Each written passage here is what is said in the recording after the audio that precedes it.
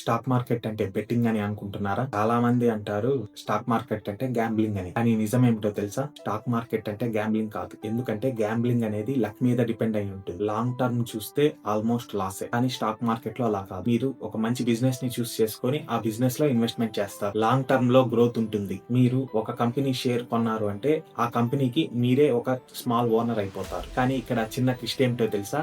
అది రిస్క్ లేకుండా రాదండి. షార్ట్ టర్మ్ లో ప్రైస్ అప్స్ అండ్ డౌన్స్ ఉండొచ్చు, కానీ ఇక్కడ ఎమోషన్స్ ని కంట్రోల్ చేసుకోకపోతే లాస్ అవుతారు. సో ప్రాబ్లం అనేది మార్కెట్ లో కాదు, మన బిహేవియర్ లో. 2 టైప్స్ ఆఫ్ పీపుల్ ఉంటారు. ఎవరో ఇచ్చిన టిప్స్ ఫాలో అవుతూ ఫాస్ట్ మనీ కోసం ట్రై చేస్తూ ఉన్న మనీని కూడా లాస్ అవుతూ ఉంటారు. కానీ స్మార్టర్ పీపుల్ నాలెడ్జ్ తో ఇన్వెస్ట్ చేస్తారు. ఆ చేసిన ఇన్వెస్ట్మెంట్ కి టైం ఇస్తారు, వెల్త్ ని బిల్డ్ చేస్తారు. సింపుల్ గా చెప్పాలి అంటే గ్యాంబ్లింగ్ అనేది బ్లైండ్ బెట్, ఇన్వెస్టింగ్ అనేది informed decision. Stock market risky, కానీ గ్యాంబ్లింగ్ కాదు. నాలెడ్జ్ ఉంటే అది ఒక పెద్ద ఆపర్చునిటీ.